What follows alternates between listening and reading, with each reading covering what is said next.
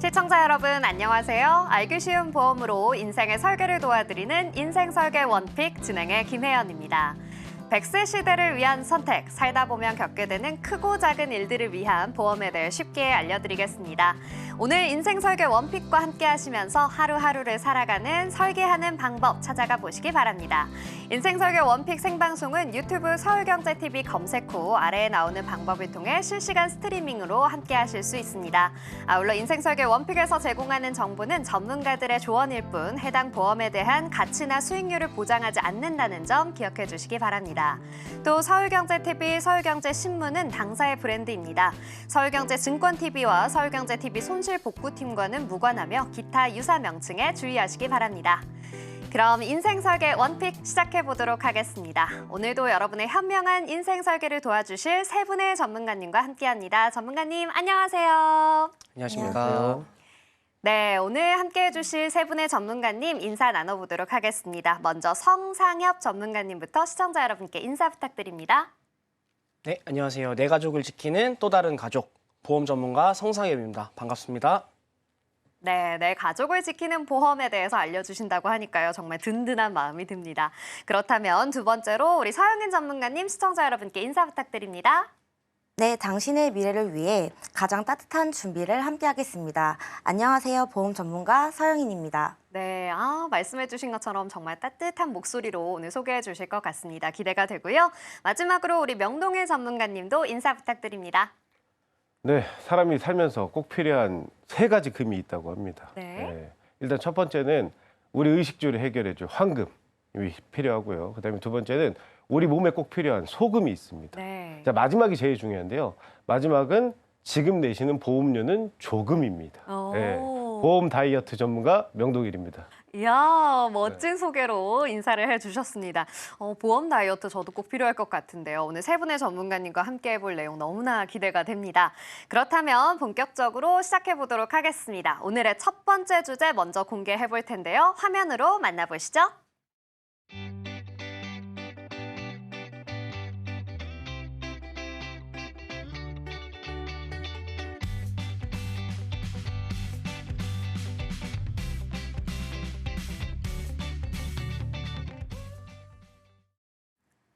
네, 오늘 첫 번째로 이야기해볼 보험은 바로 암보험입니다. 관련해서 우리 성상엽 전문가님께서 준비해 주셨다고 하는데요. 전문가님, 우리 암보험에 대해서 오늘 어떤 내용 준비해 주셨을까요? 네, 아프니까 서울이다라는 말을 들어보신 적 있으신가요? 의료기술의 발달로 암 진단 시 치료를 받기 위해 지방에서 서울에 있는 상급병원으로 간다고 해서 생긴 말인데요. 의료비는 물론 교통비, 심지어 숙박비까지 준비해야 되는 상황입니다. 그렇군요. 야, 아프니까 서울이다. 너무나 와닿는 말인 것 같은데요. 암 진단을 받는 분들이 꽤나 많으신 모양이에요. 네, 맞습니다. 화면 통계를 보시면 아시겠지만 암 발병률은 무려 우리나라 국민의 3분의 1을 차지하고 있고요. 남성 5명 중 2명이 여성 3명 중 1명에게 발생하고 있습니다. 이렇게 높은 발병률을 보이고 있는 암이지만 의료기술의 지속적인 발전으로 면역 항암제뿐만 아니라 최근 표적 항암제와 같은 새로운 치료 방법도 생겼죠. 그 결과 과거에는 약 40%에 불과했던 생존율이 현재는 70%로 증가를 하게 됐고요. 많은 환자분들이 그만큼 많이 완치 판정을 받고 있습니다. 그만큼 의료기술이 발전되어 치료만 잘 받는다면 생존 가능성도 상당히 높다는 뜻이 되겠죠? 네, 그렇군요. 생존율이 높아진다라니까 정말 좋은 소식이 아닐 수 없는데요. 그런데 그만큼 또 치료를 하려면 비용이 좀 많이 들어가겠죠. 그렇죠. 아무래도 제가 보험업을 한 지 벌써 꽤 오랜 시간이 지났는데요. 상담을 진행드린 누적 고객님의 수는 벌써 1000명을 돌파했습니다.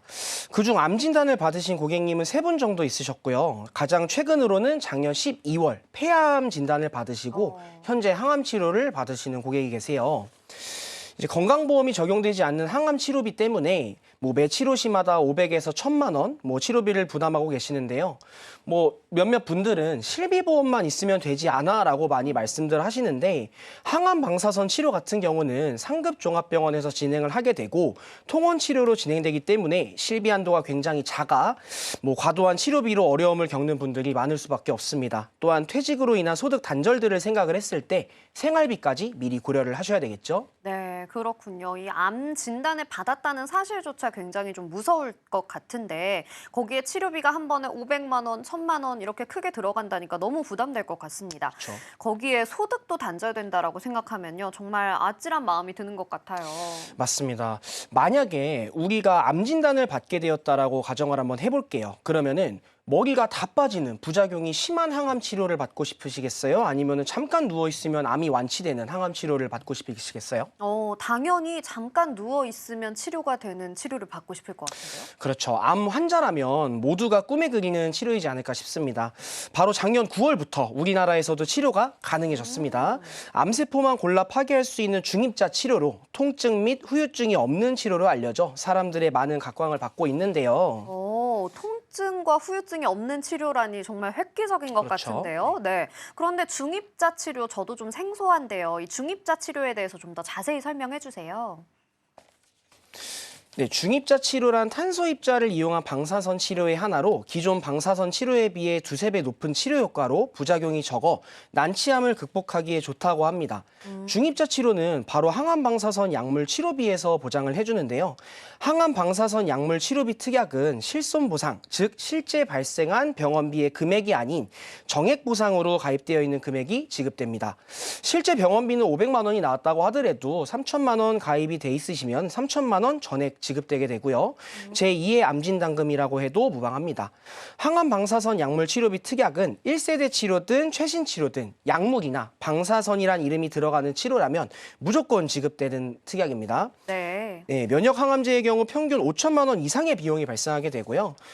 양성자 방사선 같은 경우는 평균 3천만 원, 연세 세브란스 병원에서 치료 가능한 중입자 방사선 치료는 평균 5천만 원의 평균 비용이 들게 됩니다. 네, 그렇군요. 이 중입자 치료 지금 소개를 해주셨는데 굉장히 좀 생소한 치료법이라는 네. 느낌이 듭니다. 그런데 이 중입자 치료를 통해서 실제로 완치된 분들도 계신 거예요?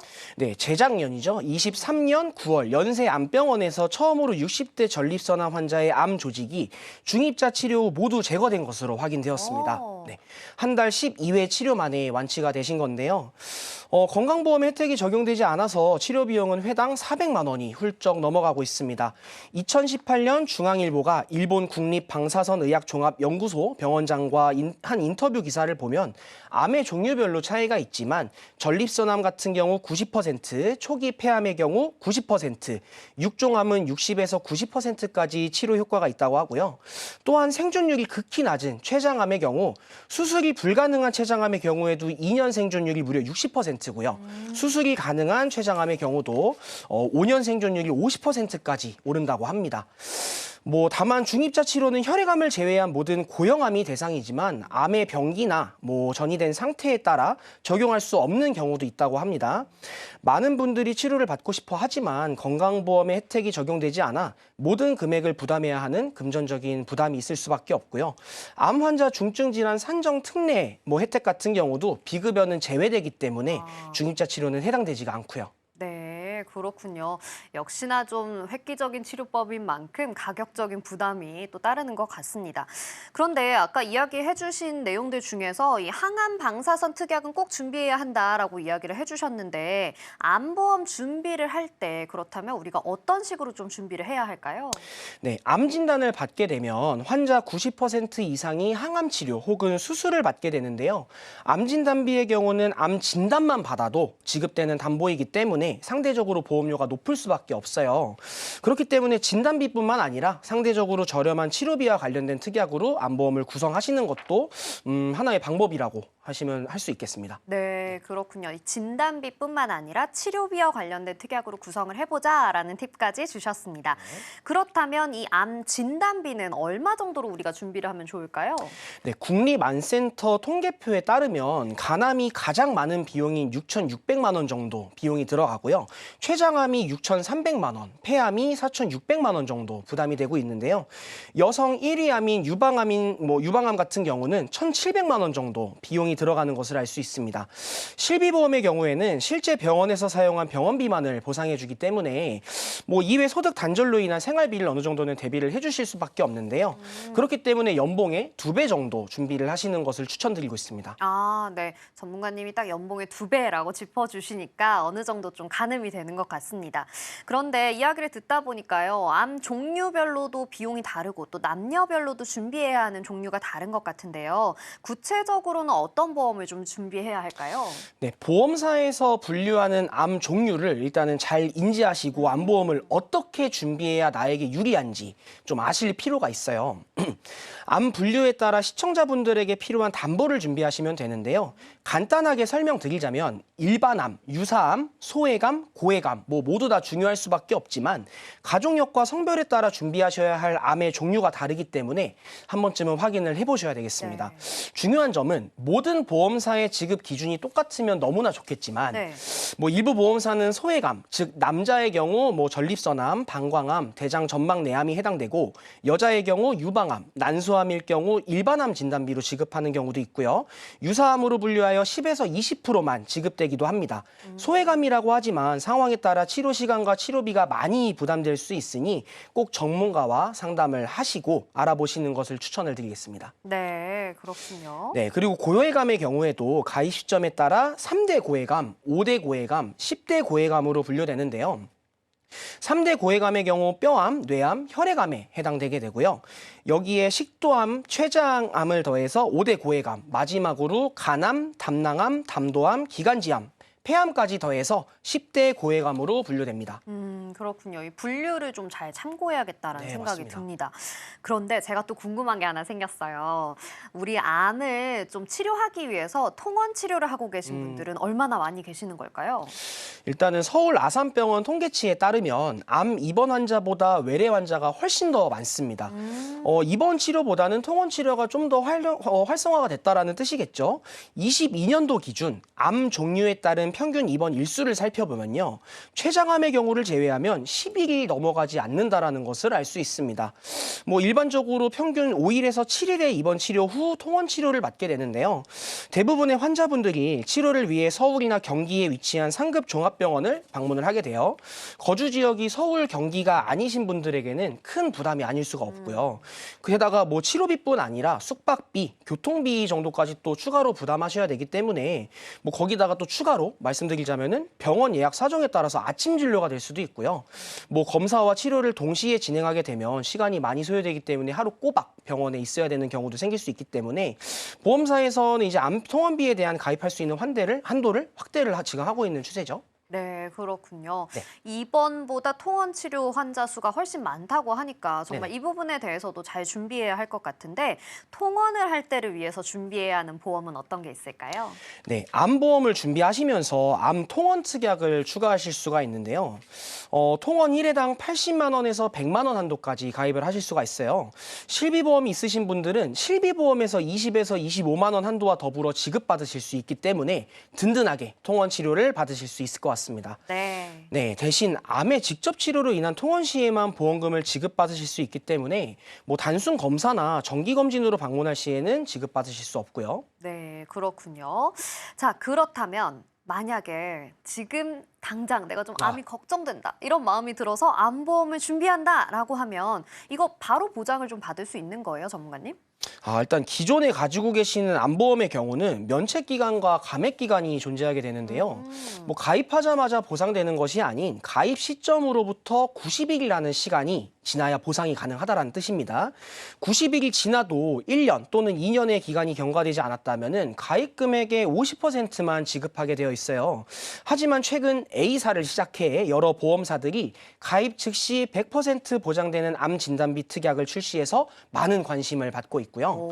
면책기간과 감액기간 적용을 받지 않으니 오늘 가입하고 내일 바로 암 진단을 받아도 바로 지급받을 수 있습니다. 많은 분들께서 사실 기존 보험에 대해서 점검을 받고 리모델링 진행을 하고 계신데요. 건강검진을 앞두고 있거나 기존 보험을 해지하고 새로 가입하게 되면 발생하는 면책기간, 감액기간에 대해서 걱정이셨던 분들한테 희소식이 아닐 수가 없고요. 표준체뿐만 아니라 고혈압, 고지혈증, 당뇨약을 드시는 분들이나 입원 수술 이력이 있으신 분들까지도 유병자 상품으로 가입이 가능합니다.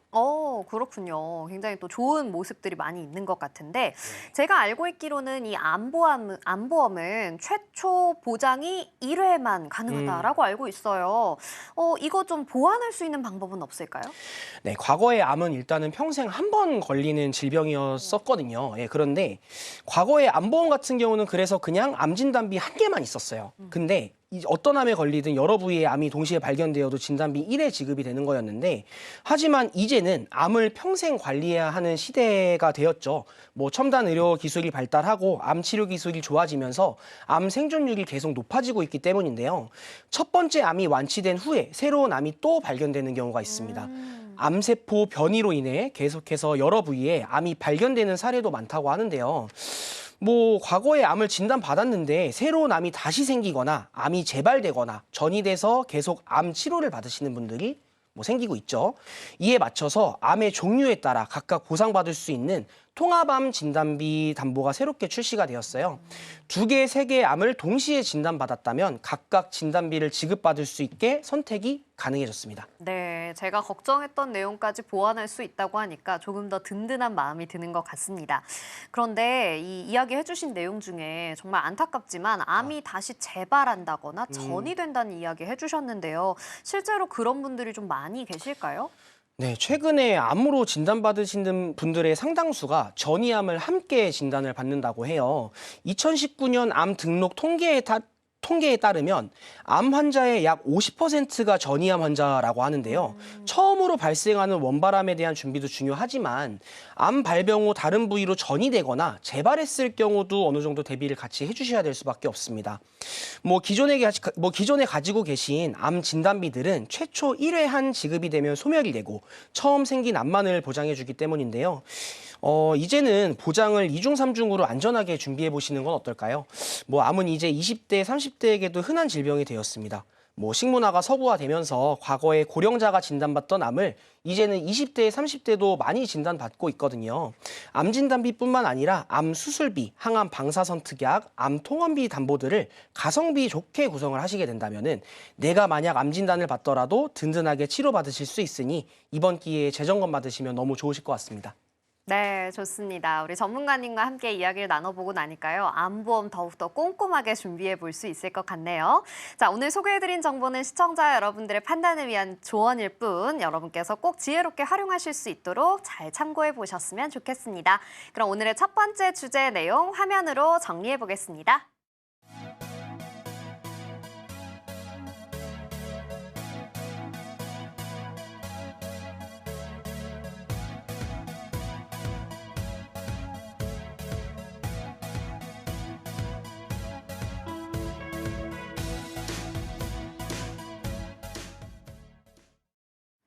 네, 오늘의 첫 번째 주제 암보험 이야기까지 나눠봤습니다. 이제 두 번째 주제로 넘어가 보려고 하는데요. 두 번째 주제는 과연 어떤 내용일지 궁금하네요. 화면으로 만나보시죠.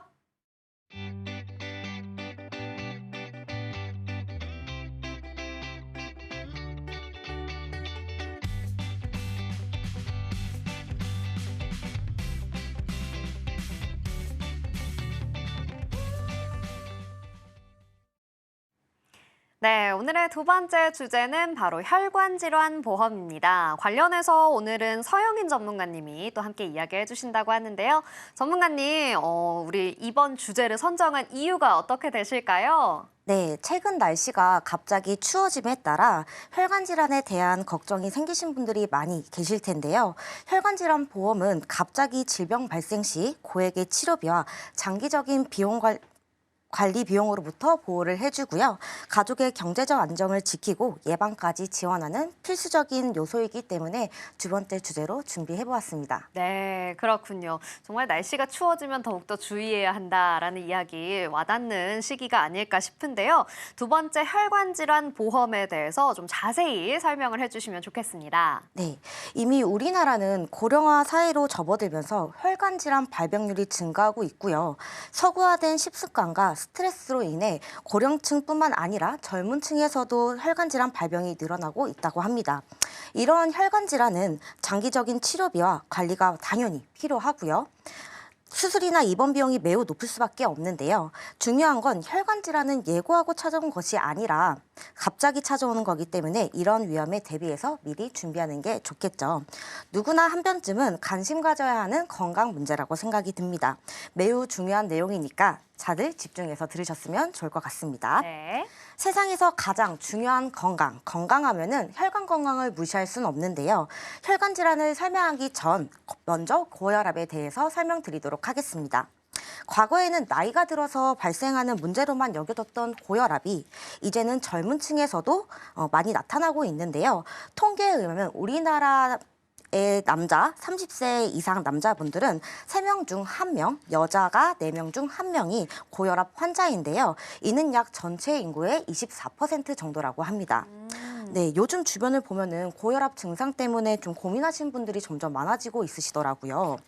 네, 이렇게 많은 고혈압 환자분들의 대표적인 발병 원인을 한번 살펴보겠습니다. 네.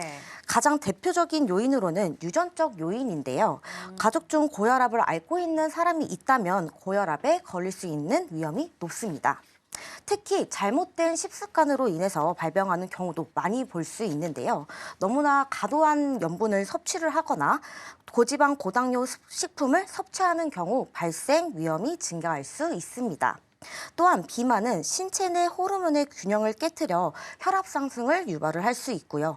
운동 부족으로 인해 혈관 탄력이 떨어져 혈압 조절이 어렵다고 합니다. 이런 얘기도 많이 들어보셨을 거예요. 스트레스가 현대인들의 만병의 근원이다. 네, 많이 네. 들어봤어요. 현대인들의 바쁜 생활 패턴과 스트레스가 가장 이제 건강에 미치는 영향이 정말 크다라고 하는데요. 지속적인 스트레스는 심장 박동을 가속화시켜 혈압을 높일 수 있다라고 합니다. 그 외에도 다양한 원인으로 발생할 수 있는데요. 고혈압은 30대 이상에게 매우 흔한 성인병 중 하나로 그 증상이 뚜렷하지 않아 침묵의 살인자라고 불리기도 하는데요. 생활 습관의 작은 그 변화가 고혈압 증상 예방에 도움이 많이 될 수 있으니 참고 부탁드리겠습니다. 네, 그렇군요. 이 고혈압이라는 질병의 원인이 이렇게 다양한지 저도 오늘 처음 알았습니다. 유전부터 스트레스까지 다양한 원인이 있는 것 같은데요. 그렇다면 이 고혈압으로 인해서 오게 되는 또 다른 질병들은 어떤 게 있을까요? 네, 고혈압이 무서운 이유는 바로 합병증이 동반되기 때문인데요. 혈압이 높아지면 높은 혈압으로 인해 혈관이 손상되어 뇌와 신장이 망가지고요. 방치할 경우 실명에 이어 심장 사망 위험도 4배까지 증가한다고 합니다.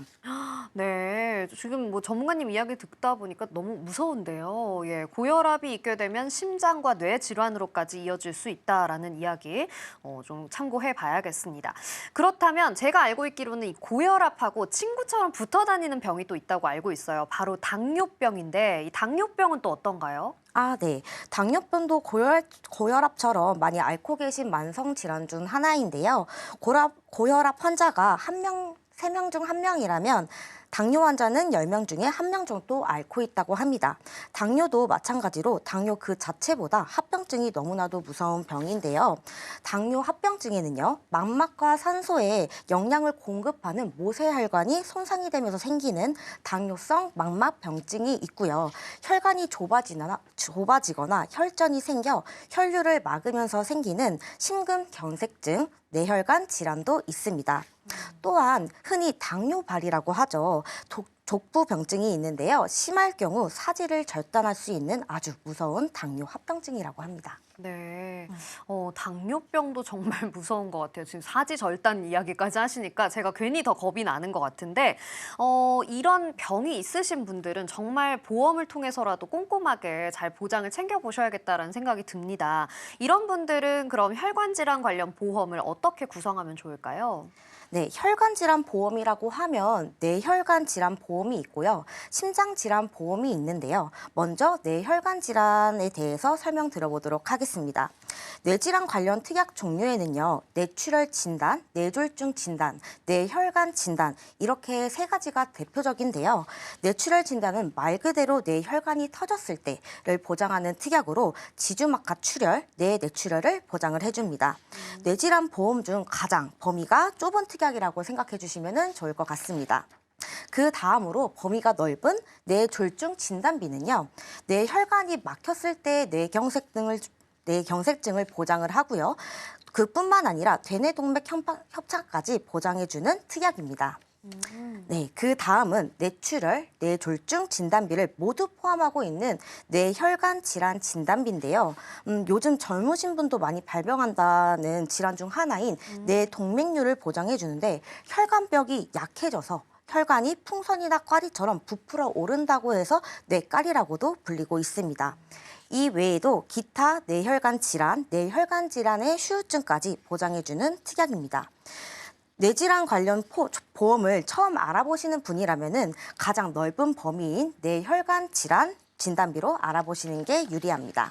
네, 이 뇌에 관련된 보험은 뭐 사실 크게 뭐가 다른가 싶기는 했는데 지금 전문가님 이야기를 듣고 나니까 반드시 좀 범위가 넓은 것으로 준비를 해야겠다. 뇌혈관 질환으로 준비를 해야겠다라는 생각이 듭니다.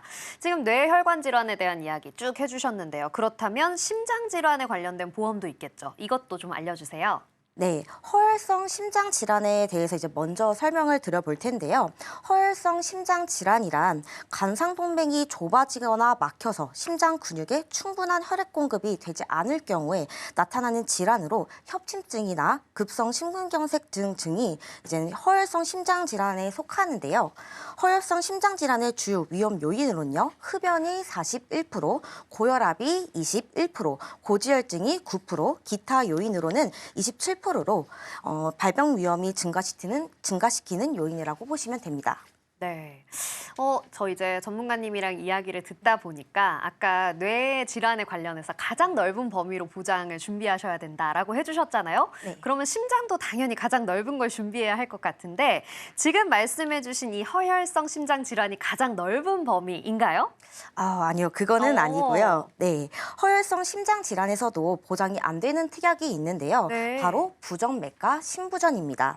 성인의 심장은 약 1분에서 60회에서 100회 정도 이제 규칙적으로 뛰는데 심장에 전달되는 전기 자극에 문제가 생겨 이보다 지나치게 빠르거나 늦거나 불규칙하게 뛰는 것을 부정맥이라고 하고요. 심장의 램프 자극 저하로 혈액의 공급이 불안정해지는 병을 심부전이라고 합니다.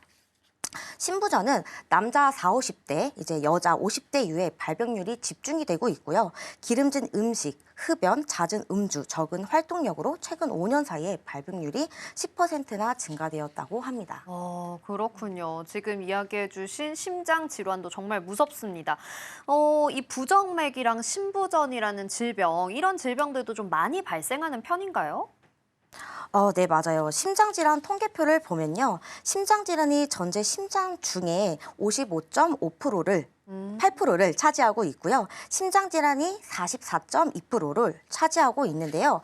그중 부정맥 환자가 41만 명, 심부전 환자가 14만 명으로 심장질환 환자 수의 대부분을 차지하는 만큼 부정맥 진단비와 심부전 진단비를 보장하는 심혈관 질환 진단비로 든든하게 준비하게 되시되 보험사마다 이제 보장하는 범위가 조금씩 다르기 때문에 잘 비교해서 준비해 주시면 좋겠습니다. 네, 그렇군요. 잘 준비를 해야겠다라는 생각이 정말 많이 듭니다.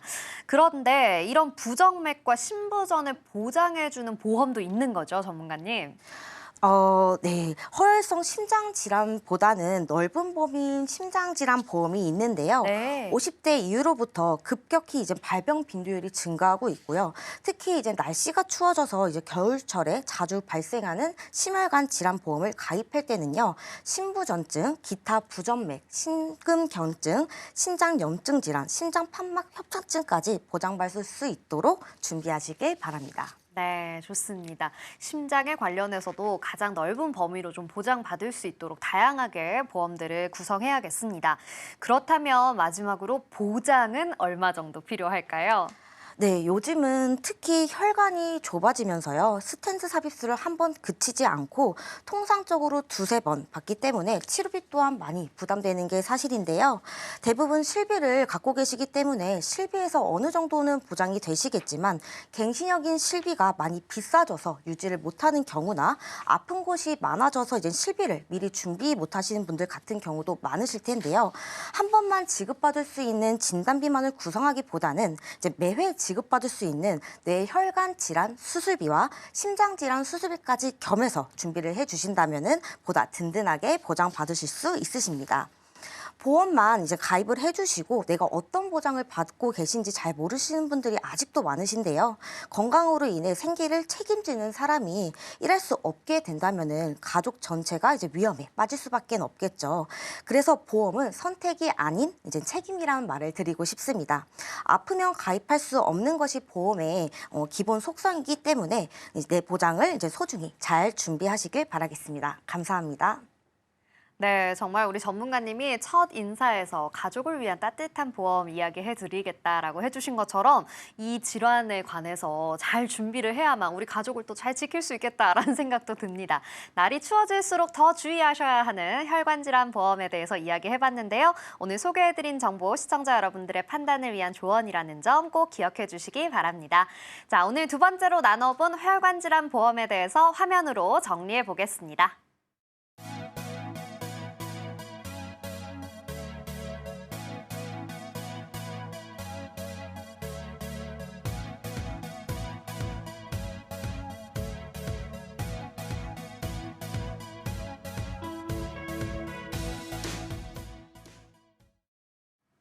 네, 이렇게 오늘의 두 번째 주제까지 함께 이야기해봤습니다. 자, 오늘 마지막으로 준비되어 있는 이 주제도 여러분께서 꼭 주의하셔야 한다라고 하는데요. 오늘의 세 번째 주제는 어떤 내용인지 화면으로 만나보겠습니다.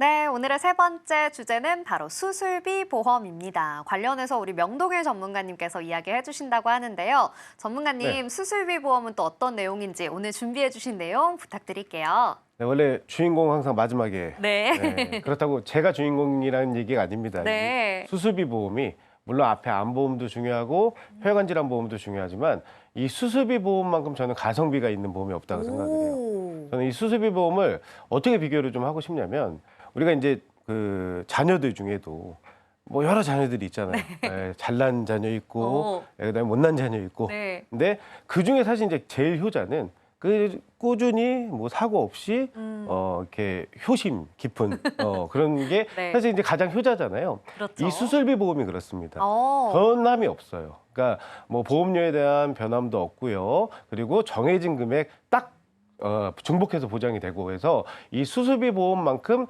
효자 보험도 없다라고 생각을 하거든요. 그래서 수술비 보험에 대해서 얘기를 드릴 건데 제가 이 수술비 보험에 대해서 이제 얘기를 드리면 가끔 이제 이런 질문들을 하세요. 나는 몸이 아파서 네. 그리고 지금 뭐 그 혈압이나 당뇨가 있어서 보험을 준비를 못하지 않을까요?라고 얘기하시는 분들이 있는데 근데 사실 예전에는 뭐 정말 건강하신 분들을 위한 어떠한 그 보험이 이렇게 좀 그 심사나 이런 것들이 좀 까다로웠지만은 요즘에는 다릅니다. 앞서서 우리 전문가님도 얘기했듯이 만성 질환자나 이런 환자들이 꾸준히 늘고 있기 때문에 보험 시장도 거기에 발맞춰서 계속적으로 변화를 하고 있거든요. 그래서 혹시라도 내가 뭐 현재 만성 질환을 앓고 있거나 아니면 최근에 병원력에 있다고 하시더라도 이 효심 깊은 가성비 있는 수술비 보험은 얼마든지 준비가 가능하니까 요 부분을 좀 강조해서 말씀드리고 싶습니다. 가성비의 네. 효자 보험이다. 그렇죠. 네. 저도 꼭 지금 수술비 보험 갑자기 막 솔깃솔깃한데요. 네. 그렇다면 우리가 이 수술비 보험에 관심을 좀 가져야 하는 또 다른 이유는 뭐가 있을까요, 전문가님? 자, 일단 수술비 보험에 관심을 가지셔야 되는 이유가 그만큼 수술 환자가 늘고 있기 때문이에요. 네. 자, 우리가 수술이라고 하면은 사실 많은 분들이 정말 위급한 수술만 생각을 하세요. 네. 그래서 뭐 요즘에 그 드라마 재밌다고 하는 거 그거 뭐죠? 중증 있잖아요. 그것처럼 막 피가 흘리면서 막 쓰러져 오고 막 그런 것만 이제 수술이라고 생각을 하시는데 수술은 종류가 굉장히 다양합니다. 물론 그런 위중한 급한 수술들도 있겠지만은 생활 다빈도 질환이라고 해서요.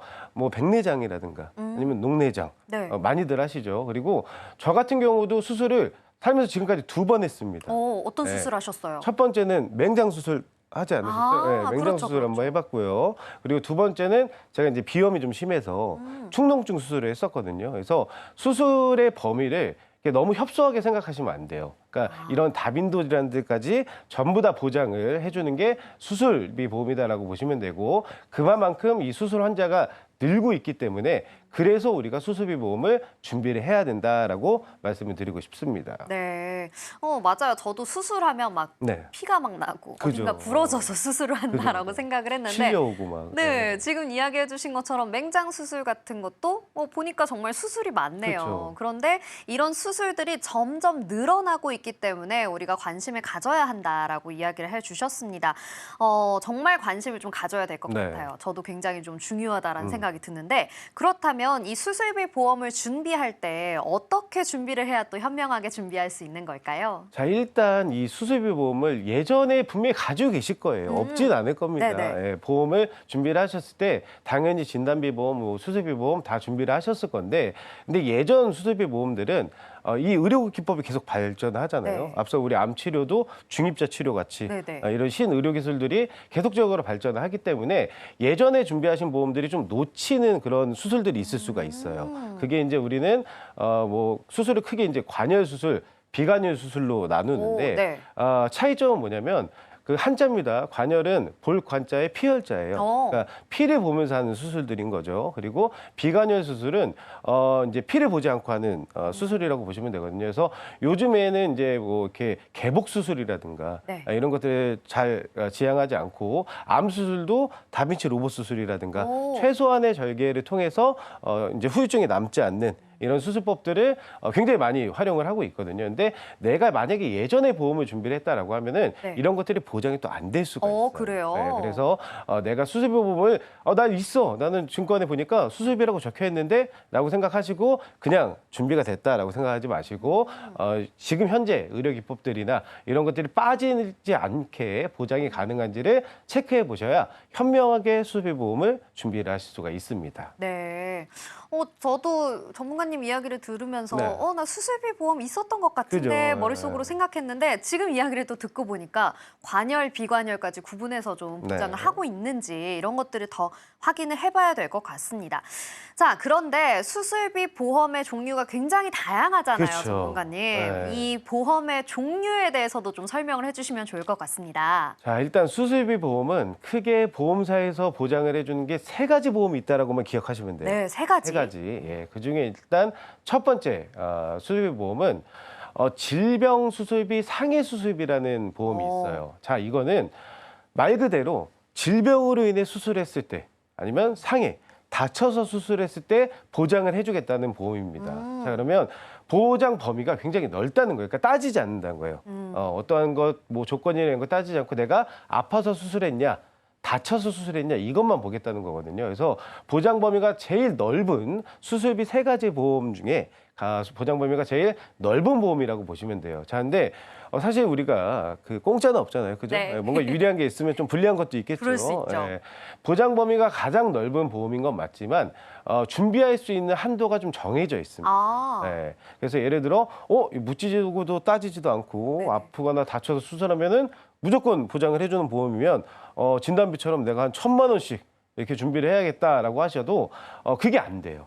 그래서 성인 기준으로 평균치로 놓고 말씀을 드리면 대개는 이제 질병 수술비 같은 경우는 50만 원 정도 한도에 상해 수술비는 한 200만 원 정도 한도로만 준비가 가능하시다. 이게 조금 아쉬운 부분이다라고 말씀을 드릴 수가 있겠습니다. 그렇군요. 저도 질병 수술비, 상해 수술비는 있는 것 같아요. 그렇죠. 네, 기본적으로. 네. 네. 보장 범위가 넓은 대신에 이 가입 금액이 좀 적다라는 그렇죠. 단점이 있겠네요. 그렇군요. 그럼 3가지가 있다고 해주셨는데 네. 그중에 우리 질병 수술비에 대해서 알아봤고요. 또 네. 다른 특약은 어떤 게 있을까요? 자, 두 번째는 이 수술비 앞에 질병 상해가 붙는 게 아니라 숫자가 붙는 보험들이 있어요. 네네. 네, 그걸 저희는 이제 엔대 수술비라고 얘기를 하는데, 쉽게 말씀드리면 내 보험 증권에 뭐 13대 질병 수술비, 아니 뭐 6대 질병 수술비, 뭐 60대 질병 수술비, 이렇게 앞에 숫자가 붙어 있는 수술비 보험들이 있습니다. 네. 자, 이 보험은 뭐냐면 보험사에서 질병에 지정을 해주는 거예요. 이 뭐 예를 들어 13대 질병 수술비다라고 하면은 이 13대 질병으로 인해 수술했을 때 보장을 해주겠다라는 얘기입니다. 그래서 이 그 엔대 수술비 같은 경우도 예전에는 사실 이 그 개수가 그렇게 넓지가 않았어요. 네네. 그래서 예전에 아마 수술비를 준비를 하신 분들은 이 개수가 이렇게 크진 않았을 겁니다. 근데 지금 요즘 이제 그 엔대 수술비 같은 경우는 뭐 142대라든가 오, 엄청 많네요. 123대라든가 이렇게 굉장히 범위가 넓어졌거든요. 그래서 두 번째는 이렇게 질병의 개수를 딱 정해놓고 보장을 해주는 엔대 수술비가 있다라고 보시면 될 것 같습니다. 네, 그렇군요. 세 가지 종류 중에 두 번째는 네. 엔대 수술비. 그럼 숫자가 크면 클수록 좋은 건가요, 전문가님? 아무래도 이제 그만큼 보장을 해주는 개수가 늘어나는 거기 때문에 당연히 유리하겠죠. 네. 그렇군요. 숫자를 꼭 확인해 봐야겠다라는 그렇죠. 생각이 네. 듭니다. 그러면 지금 세 가지 중에 두 가지 이야기해 네. 주셨으니까요. 마지막 하나의 종류는 또 어떤 특약일까요? 자, 마지막은 종수술비라고 해요. 그래서 뭐 1종부터 5종. 그러니까 이거는 수술의 종류를 구분을 하는 거거든요. 네. 그래서 대개는 이제 예를 들어 뭐 1종부터 5종 수술비다라고 하면은 1종일 때가 이제 좀 가벼운 수술일 경우가 많아요. 그리고 이게 5종으로 가면 갈수록 이제 좀 위급하고 네. 큰 수술을 하신다라고 보시면 됩니다. 그래서 수술의 종류를 나눠놓고 해당하는 종의 수술했을 때 가입 금액을 보장을 해주는 게 이 종수술비거든요. 그래서 이 종수술비도 마찬가지로 예전에 준비하신 분들은 1에서 3종 같이 좀 이렇게 가지수가 적을 수가 있습니다. 근데 요즘에는 뭐 1, 5종이라든가 아니면 1, 8종이라든가 이 보장을 해주는 게 더 세분화되고 범위도 넓어졌기 때문에 마지막 수술비는 이 종수술비라고 보시면 될 것 같습니다. 네, 그렇군요. 수술비 보험의 종류 세 가지 이야기해 주셨는데요. 가장 범위가 넓은 질병 수술비, 그리고 엔대 수술비, 종 수술비까지 이야기를 해 주셨습니다. 종류가 굉장히 많아 보이고 또 조금 복잡해 보이기도 하는데 전문가님이 이렇게 잘 정리를 해 주시니까 바로 이해가 됩니다. 그렇다면 전문가님, 이런 수술비 특약을 우리가 좀 잘 준비해야 하는 이유가 있겠죠? 어떤 이유일까요? 자, 일단 이 수술비 보험을 제가 얘기를 하면은 보험에 조금 관심 있으신 분들은 제에게 반박을 하시는 경우가 있어요. 어떤 반박이요? 네, 이 보험을 가지고 반박을 합니다. 뭐죠? 어떤 보험일까요? 저 혹시 제가 생각하는 그 보험이 맞을까요? 그 보험이 맞으실 거예요. 실손보험이죠. 그렇죠. 네. 앞서서도 우리 암보험 얘기 때도 나오고 뇌혈관질환, 뭐 혈관질환 보험 때도 네. 얘기가 나왔는데 이 실손보험을 가지고서 이제 반박을 하시는 분들이 있어요. 아니 어차피 내가 수술을 하면 네네. 실손보험 청구하면은 난 보장받을 수 있는 거 아니냐? 그러니까요. 그럼 굳이 왜 수술비 보험을 또 들어야 되냐? 너네만 좋은 거 아니냐? 괜히 보험료가 높아지는 거 그렇죠. 아닌가요? 예. 보험료만 올라가고 뭐 전문가님들만 좋은 거 아니에요? 이렇게 얘기하시는 분들이 있어요. 네네. 근데 아닙니다. 그래서 권유드리는 건 아니고요. 자, 실손보험은 보험의 기본이 맞아요. 네네. 우리가 매번 얘기를 하고 그리고 전문가들도 기초보험이라고 얘기를 하고 그리고 실제로 많은 분들이 또 가지고 있습니다. 뭐 제2의 거의 그 건강보험이다라고 얘기할 정도로 전체 국민의 80% 가입률을 보이고 있거든요. 자, 근데 이 실손보험은 뭐 질병상에 가리지 않고 보장 범위도 정말 넓은 보험이고 장점이 있는 보험도 맞지만 치명적인 단점이 하나가 있어요. 뭐죠? 자, 그게 실손보험은 갱신형으로밖에 준비가 안 된다는 겁니다. 그래서 가입 시기에 따라서 이 갱신 주기는 다 틀리지만 대개는 5년에 아니면 3년에 지금은 1년에 한 번씩 보험료가 계속 변동이 되거든요. 갱신형이라는 그렇죠. 거죠? 자, 근데 변동이 되는데 보험료가 내려갈까요? 아니요. 내려가면 너무 좋겠죠, 그죠? 네. 예, 근데 보험료가 계속적으로 올라가면서 변동이 돼요. 그래서 주기마다 계속 변동이 되는데 그게 언제까지? 끝날 때까지. 정해져 있지 않습니다. 네. 내가 이 보험을 해지하기 전까지는 보험료가 계속 올라가는 거예요. 가끔 예전에 실비를 갖고 계신 분들 중에 옛날에 이제 실손보험이 종합보험 안에 특약으로 달려 있는 경우가 있었어요. 네네. 자, 그러면 종합보험 그 계약 조건이 예를 들어 뭐 20년 납에 80세 만기였다라고 하면은 이 실손보험까지 20년만 내면은 보험료가 끝난다라고 생각하시는 분들이 있거든요. 아니에요? 아닙니다. 네. 이 실손보험은 그러니까 나머지 그 특약들은 20년이 되면 납입이 끝나지만 실손보험은 보험료를 계속 내셔야 되는 거예요. 언제까지? 해지하기 전까지. 그럼 계속 갱신이 되는 그렇죠. 건가요? 그러면 언젠가는 이 보험료가 우리가 현실적인 부분도 사실 생각 안 할 수가 없는 거잖아요. 네네. 예, 그러면 언젠가는 이 보험료를 내가 감당하지 못하는 상황이 올 수가 그렇네요. 있다라는 겁니다. 예, 그래서 실손보험을 준비를 하시고 이 수술비 보험을 꼭 같이 준비하셔야 되는 이유가 여기에 있는 거거든요. 언젠가 이 실손보험을 내가 해지를 해야 되는 순간이 온다라고 하면은 수술비 보험을 통해서 보장을 받으실 수가 있기 때문에 그래서 꼭 같이 준비를 하시라고 말씀드리는 겁니다. 왜냐하면 보험은 나이에 굉장히 민감해요. 네네. 만약에 그래 그럼 알겠어. 그럼 나중에 내가 실손 해지하고 생각을 해볼게. 라고 할 수 있잖아요. 네. 근데 그때는 이미 내가 나이도 그만큼 많이 먹었을 거고 혹시라도 그 안에 어떠한 내 몸에 질병이 온다거나 아니면은 뭐 다쳤다거나 크게 네. 이런 것들이 생기면 나중에 보험을 준비하실 때 아무래도 조금 불리하게 준비를 하실 수가 있거나 아니면 보험료가 좀 비싸게 준비를 하실 수가 있기 때문에 지금 같이 준비를 하셨다가 네. 나중에 실손보험이 해지를 해야 되는 상황이 왔을 때는 이 수술비 보험을 통해서 그 보장의 공백을 메꾼다라고 보시면 될 것 같습니다. 네, 그렇군요. 아니 지금 전문가님 이야기를 듣다 보니까 저의 얕은 생각이 굉장히 부끄러워집니다. 저도 실손보험으로 되는 것 아니야라고 네. 생각했었는데 수술비 보험을 꼭 같이 준비해라라고 이야기해 주셨어요. 그러면 제가 네. 또 한 가지 궁금한 게요. 네. 실손보험 말고 이 수술비 보험은 좀 중복해서 매번 받을 수 있는 걸까요? 제가 그 부분도 말씀을 드리려고 네. 했어요. 아까도 말씀드렸다시피 왜 가성비가 있는 보험이냐라고 한다면 네. 세 가지 종류가 있다고 했잖아요. 질병 네. 상해 수술비, 그다음에 엔대 수술비, 종수술비. 요 세 가지를 꼭 세트로 준비를 하시는 게 좋아요. 아, 자, 이 세 가지를 그럼 다 들면 보험료가 너무 비싼 거 아니에요? 라고 그러니까요. 얘기하실 수 있죠. 근데 생각보다 수술비 보험은 저렴합니다. 오, 네. 그래서 다행이네요. 예, 보험료가 뭐 진단비나 이런 것들에 대비해서 저렴하고 그리고 또 실손처럼 보험료 갱신 없이 비갱신으로도 준비가 가능하기 때문에 이 세 가지를 좀 세트로 준비를 하시라고 말씀드린 거고요.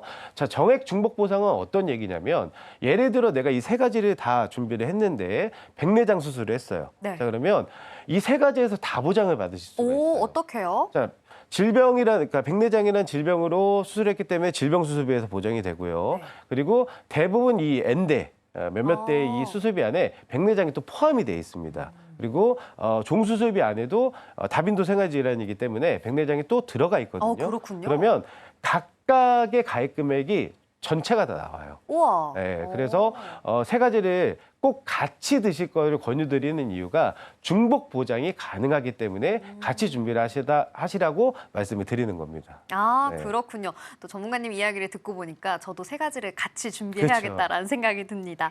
자, 전문가님 이렇게 수술비 보험에 대해서 오늘 정말 꼼꼼하게 이야기를 해주셨는데요. 우리 네. 시청자분들을 위해서 정리를 좀 부탁드릴게요. 자, 수술비 보험은 정말 효자 같은 보험이고 가성비가 있는 보험입니다. 네. 그래서 너무 실손만 믿으시면 안 되고 수술비를 좀 꼭 같이 준비를 하셔야 되고요. 이왕 수술비를 준비를 하실 거면은 세 가지를 세트로 질병 수술비, 상해 수술비, 종수술비, 엔대 수술비를 같이 준비하실 거를 권유를 좀 드리고 마지막으로 만약에 내가 네. 뭐 정말 상황적인 부분 때문에 이 세 가지를 다 준비하기는 좀 어렵다라고 하시면은 우선순위를 알려드릴게요. 네. 우선순위는 당연히 범위가 제일 넓은 질병 상해 수술비가 우선시 돼야 되고 그 다음에 권유를 드리면 종수술비를 준비하실 걸 권유를 드리고요. 그리고 마지막으로 엔대 수술비를 생각을 하시면은 그러면 세 가지를 만약에 세트로 네. 못 준비하셨을 때는 요 우선순위를 좀 기억을 해두셨다고 활용하시면 수술비 보험을 정말 합리적으로 잘 준비하실 수 있지 않을까 생각을 합니다. 네, 그렇군요. 우리 전문가님께서 오늘 실손의료보험뿐만 아니라 네. 정말 우리가 꼭 챙겨봐야 할 수술비 보험에 대해서 아주 상세하게 짚어주셨습니다. 이런 내용들 참고하셔서 우리 시청자 여러분들도 현명하게 보험 설계해 나가시기 바라고요. 오늘 이야기해드린 정보는 시청자분들의 판단을 위한 이야기라는 점 꼭 기억해 주시기 바랍니다. 자, 오늘 함께 이야기해봤던 수술비 보험에 대해서 화면으로 다시 한번 정리해 보겠습니다.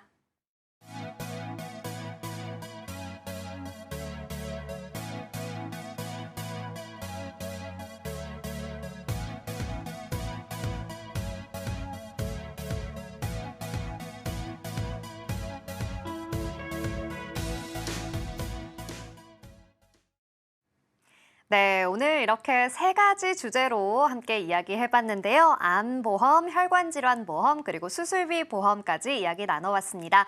오늘 정말 유익한 정보 제공해주신 세 분의 전문가님과 인사 나누도록 하겠습니다. 전문가님 고맙습니다. 감사합니다. 인생설계 원픽에서 제공하는 정보는 전문가분들의 조언일 뿐 보험의 가치와 또 수익률은 보장하지 않는다는 점 여러분 꼭 참고해 주시기 바랍니다. 오늘 방송은 서울경제TV 홈페이지와 또 서울경제 유튜브 채널을 통해 다시 보실 수 있다는 점도 확인해 주시면 고맙겠습니다. 인생설계 원픽 저희가 준비한 내용은 여기까지입니다. 시청해 주셔서 고맙습니다.